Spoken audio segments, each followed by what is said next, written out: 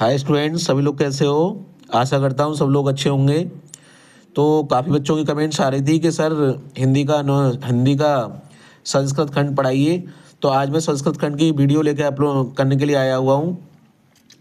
तो ये है पाठ संस्कृत भाषा महत्वम। साइंस वालों के लिए और आर्ट साइड वालों के लिए बहुत ही ज़्यादा इम्पोर्टेंट है, जो आपका एग्ज़ाम में 7 नंबर का आएगा। तो 2 नंबर का इसका अनुवाद आएगा और 2 नंबर का संदर्भ आएगा और 5 नंबर का अनुवाद आएगा। तो कुछ बच्चे क्या करते हैं, याद करते हैं। इसको याद करने की ज़रूरत नहीं है, इसको मैं इतनी आसानी तरीके से समझाऊंगा, प्रत्येक बच्चे को समझ में आ जाएगा।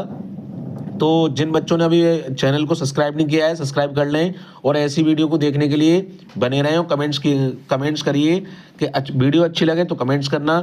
तो लेके चलते हैं संस्कृत भाषा महत्वम का पाठ। तो पहले इसका आपको संदर्भ लिखना होगा। तो संदर्भ जो लिखा जाता है तो ऐसे लिखना है, दिया हुआ संस्कृत का गद्यांश हमारी पाठ्य पुस्तक हिंदी के संस्कृत खंड के पाठ संस्कृत भाषा महत्वम से लिया गया है। इसके कवि और लेखक नहीं होते हैं, तो आपको लिखने की कोई ज़रूरत नहीं है। और थोड़ा अट्रैक्टिव और थोड़ा आकर्षित बनाने के लिए संदर्भ को लिख सकते हो कि इस संस्कृत के गद्यांश में संस्कृत भाषा का महत्व दिखाया गया है, दर्शाया गया है। तो अनुवाद लेके चलते हैं। धन्य होम भारत देशः यत्र समुल्लसति जनमानस पावनी भव्य भावोद भावनी शब्द संदोह प्रसवनी सुर भारती। धन्य ओम भारत देश धन्य है जहाँ समुल्लसति जनमानस पावनी। मेरे प्यारे बच्चों, यह है जनमानस पावनी जो बोला गया है, मनुष्य के मन को जहाँ जनमानस को पवित्र करने वाली पावनी, पवित्र करने वाली, भव्य भावोद भावनी सुंदर भावों को पैदा करने वाली, शब्द संदोह प्रसवनी शब्द के समूहों को जन्म देने वाली ऐसी भाषा जन्म देने वाली ऐसी भाषा विराजमान है, ऐसा भारत देश धन्य है। विद्यमानेषु निखिलेषुपि बाणमयेषु अस्या बाणमयम सर्वश्रेष्ठम सुसंपन्नम च वर्तन्ते। और ये बताया गया है हमारी संस्कृत भाषा का सर्वश्रेष्ठ सुसंपन्न, हमारा संस्कृत भाषा का सबसे ज़्यादा साहित्य सबसे सर्वश्रेष्ठ है। इयमेव भाषा संस्कृत नामपि लोक प्रथक्ता अस्ति। यह भाषा संस्कृत के नाम से भी जानी जाती है। अस्माकं रामायणम महाभारत ऐतिहासिक ग्रंथा चत्वारो वेदा सर्वा उपनिषेदा अष्टादश पुराणी अन्य च महाकाव्य नाटक दिनी। हमारे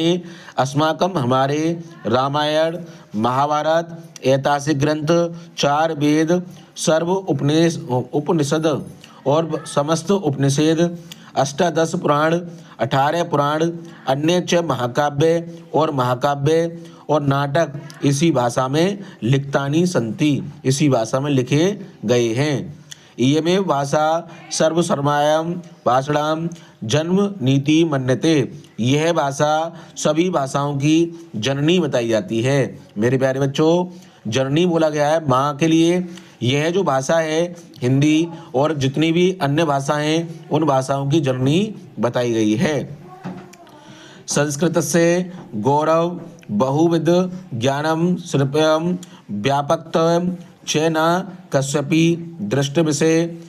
संस्कृत से गौरवभ्यम दृष्टि मानवीय संयुक्तम चार्य विवरणम दंडनाम। तो बोला गया है भाषा वैज्ञानिक मानते हैं कि यही भाषा सभी भाषाओं की जननी है और संस्कृत का गौरव अनेक प्रकार के ज्ञान का आश्रय होना, इसकी व्यापकता किसी की दृष्टि से छिपा नहीं है।